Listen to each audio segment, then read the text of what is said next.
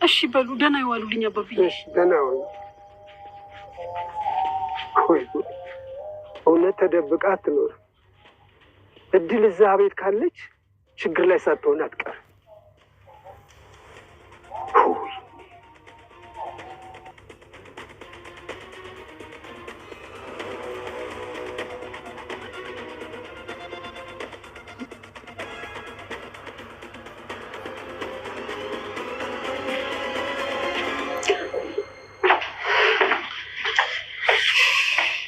ሜላት መቼም አንቺ ለቁም ነገር የምትሆኙ ምን አክስቴ? ከደወልኩልሽ እኮ ስንት ሰዓቴ ነው? እዚህም ቀጥረሽ ለቁም ነገር እንደሆነ ታውቂያለሽ። ለምንድን ነው እንደዚህ የዘገኘሽው? ውይ አክስቴ ደግሞ ስጠሪኝ እኮ ዝም ብዬ ፊቴን ታጥቤ የምወጣ አይደለሁም። ሴት ልጅ ነኝ፣ ስንት ነገር አለ። ግን ለምንድን አጣድፍሽ? ሰላም ጤና ይስጥልኝ ውድ ተመልካቾቼ፣ እንዴት ናችሁ? ደህና ናችሁ ወይ? ሁሉ ሰላም፣ ሁሉ መልካም ነው፣ እግዚአብሔር ይመስገን። እኔ በጣም ደህና ነኝ። እንግዲህ ዛሬ እየላችሁ የመጣሁት አዲስ ቪዲዮ ነው።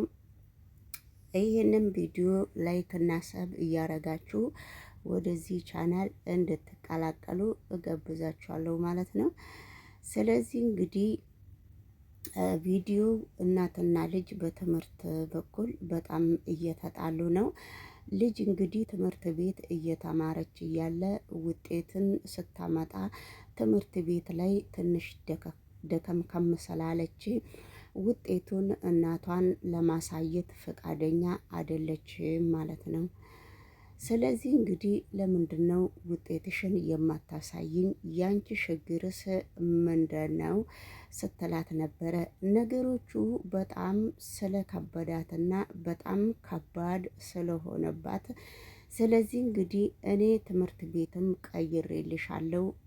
ስለዚህ ትምህርት ቤትም በቀይርልሽ በጣም በብዙ ወጪ ነው እያስተማርኩሽ ያለሁት። ዞሮ ዞሮ አንቺ ስለ ትምህርት ነገር ሲነሳብሽ አንዳንድ ነገር እየተነጋገርሽ ነው፣ አንዳንድ ነገር እየካላለሽ ነው የምትናገሪውና ነገሮቹ ላንቺ በጣም ከባድ ስለሆነ ለእኔም ወጪ ስላለኝ በጣም ከባድ ስለሆነ ስለ ትምህርትሽ አንዳንድ ነገር እየጠየቅኩሽ ስላለ ትምህርት ምንም መፍትሄ ልትሰጭኝና ምንም ነገር ልትመልሽልኝ እስካልቻልሽ ድረስ ነገሮቹን በበጎ አስበሽ ብትመልሽልኝ ጥሩ ነበረ። አሁንም ደግሞ እናትሽ ስለሆንኩ ደግሜና ደጋግሜ ልጠይቅሽ እፈልጋለሁ። ነገሮቹን ግን ስለ ውጤት ስጠይቅሽ ውጤትሽን ምንም ነገር ስለ ትምህርት ማውራትም አትፈልጊም። ሁሉንም ነገር ወደኋላ እያልሽ ነው መኖር የምትፈልጊው። እንደዛ ብሎ ነገር የለም። እኔ ደግሞ እናት ስለሆንኩኝ በጣም ብዙ ነገሮችን መነጋገር እፈልጋለሁ። ያችን ብዙ ነገሮች የማነጋግርሽ ነገሮች ስለዚህ እንግዲህ እስካለ ድረስ ይሄንን እስከማትመልሽልኝ እኔ አሁንም ደጋግሜ ጠይቅሻለሁ ስትላት ነበረ እናትየዋ። እሺ ብላ ውጤቱን አምጥታ ስታሳያት እኔ ካንቺ ይሄንን ውጤት በፍጹም አላስብም። ምንድነው ትምህርት ቤትም ቀይሬልሽ ነበረ። በዚህ ደረጃ የሚያደርሰን ነገር ምን አለ ነው እያለች ያለችው። ነገሮቹ ላንቺ በጣም ከባድ ነው፣ ለኔም ከባድ እስከሆነ ድረስ ነገሮቹ ሁሉም ነገር ለበጎ እንደሆነ አይታወቅም። ስለዚህ ሁሉንም ነገር ብታስተካክይ ነው የሚሻለሽስ ወይስ እንደዚሁ ተደባቀሽ እንደዚሁ ሰውን እየደበቅሽ መኖር ነው የምትፈልጊውስ? ያንቺ ችግር ምንድነው በሚባል ሁኔታ ነው እየተነጋገሩት ያሉት ማለት ነው። ስለዚህ እንግዲህ ሁሉንም ነገር ለበጎ ስለሆነ ሁሉም ነገር ለሰላም ስለሆነ እናትየዋ ጥሩ ልጅ እንድትሆንና እንድትገኝላት ስለፈለገች፣ ስለዚህ ደግሞ ወደ ሌላው ቪዲዮ የቤት ሰራተኛ አዲስ ሰራተኛ አምጥተው ነበረ። እቺ የቤት ሰራተኛም በጣም ከሁሉም ቤተሰብ ጋራ ትግባባለች። ከሁሉም ቤተሰብ ጋራ ብቻ ሳይሆን ከዳግምም ኤፍሬምም ጋራ በጣም ከወንድ ልጃቸው ጋራም በጣም ተስማማለች።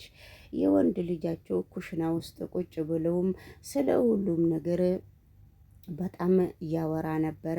ስለ ሁሉም ነገር በጣም ይነጋገሩ ነበረ።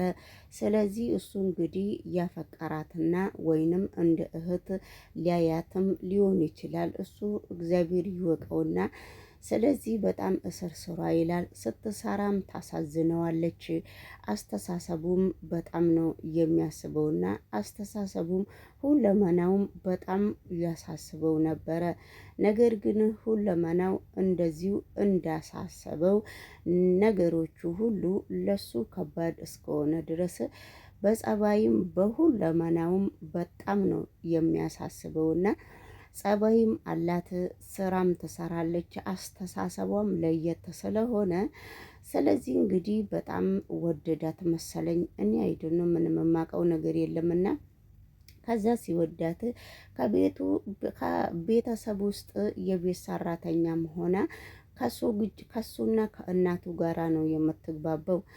ስለዚህ እንግዲህ እናቱም በጣም ስለወደደችው ሰራተኛውን እስቲ ያንቺ ውጤት አምጪና ከአንቺ ውጤት ጋራ ከልጄ ጋራም እስቲ እንዴት ነው ብላ ልጇ በጣም ከባድ ሰው እስከሆነችባት ስለዚህ ያንቺን ውጤት አምጪ ስትላት ነበረ እድላይትን። ስለዚህ እንግዲህ እድላይት የራሷን ውጤት ስታሳያት ውጤቱ በጣም ከባድ ነው። ውጤቱ በጣም ያንቺ ውጤት በጣም ቆንጆ ነው። ሰውን ትሰሚያለሽ። ስለዚህ ሰውን ስለምትሰሚ በጣም የሰው ልጅ የተባለውንም በጣም ታከብሪያለሽ። ውጤትሽ በጣም ቆንጆ ነው። በትምህርትሽም በጣም ጎበዝ ልጅ እስከሆንሽ ድረስ አንቺ ደግሞ ለምንድነው እንደዚህ እያደረግሽው? ለምንድነው እዚህ ደረጃ ላይ አብራችሁ ልትደርሱ የደረሳችሁ? ስለዚህ ምንም ነገር በፍጹም እንደዚህ ነገር አይሆንም። ለምን እንደዚህ ታረጋላችሁ? በሚባል ሁኔታ ስለዚህ እንግዲህ ውጤትሽን ቆንጆ ስለሆነ ትምህርት ቤትሽንም እንዳስገባሽና ይሄ ቤት ያንቺ ቤት ነው ተብሎ እንግዲህ እስከሚነገራት ድረስ ነው። ስለዚህ ምንም ችግር የለውም ታሳይኝ እገባለሁ ብላ እሺ ብላ እድላይ ተቀብላለች ማለት ነው። እሺ እንግዲህ አሁን መቼ ነው የምትመሰገቢው ብላ ስትጠይቃት ነበረ። መቼ እንደምመሰገብ ባላቅም ነገሮቹ በጣም ችግር ስላለው ነገሮቹ በጣም ከባድ እስከሆነ ድረስ ሁሉም ነገር ለበጎና ለጥሩ ነገር እስከሆነ ድረስ እንግዲህ ውድ ተመልካቾቼ አሁን ነገሮቹ ሁሉ ለመልካም እየተሳሰበ እስካለ ድረስ እድላይትን መቼ ነው ታዲያ መሸኞችሽን የምታመጪ ወረቀቶችሽን ስትላት ምንም ችግር የለውም አሁን ነው ሄጄ የማመጣው ብላ ሄዳ ነበረ ማለት ነው። እሷ ከሄደች በኋላ እንግዲህ ከዛ በኋላ ያለችው ሜላት የምትባለው እስከ ቤት ድረስ መጣችና እነኚህ ልጆች ምን ደረጃ ላይ ነው ያሉት? እነኚህ ልጆች ለምንድን ነው አብረው እየተቃቀፉ የሚሄዱት? እኔ በርቀት የሆነ ቦታ አይቻቸው ነበረ እየተራራቁና እየተቃቀፉ ነው እየሄዱ ያለውትና የነሱ ችግር ምንድን ነው ብላ ስትጠይቅ ነበረ ሜላት የምትባለዋ ማለት ነው። እነሱ ከጠያየቁ በኋላ ስለዚህ እንግዲህ እንዲህ ነው ያለችው። ነገሮቹን ለምንድን ነው እንደዚህ የምታረጉት? ስለዚህ ብላ እሷ ጥሩ ልጅ ብትሆንም የምታደርገውን ነገር በፍጹም አላልፍም ብላ እንግዲህ የቤቷ አለቃ የእድላይት አለቃ እሷ ጋር የምትሰራው ነይ አለቻትና ጠራቻት ማለት ነው። እሷ ስትጠራት ለምንድን ነው እንደዚህ ያደረግሽው? ለምንድን ነው ያንቺ ችግርስ ምንድን ነው? አንቺ እንግዲህ ጥሩ ልጅም ብትሆኚ በደንብ ብቀርብሽም እኔ አንቺን ዝም የምልበት ምክንያት በፍጹም የለም። ምክንያቱም አንዳንድ ነገሮችን የምታጠፊያቸውን ነገሮች እኔ ዝም አንቺን ማለት አልችልም። ስለዚህ ለምንድን ነው እንደዚህ የምታደርጊው በሚባል ሁኔታ እየተነጋገሩ ነበረ።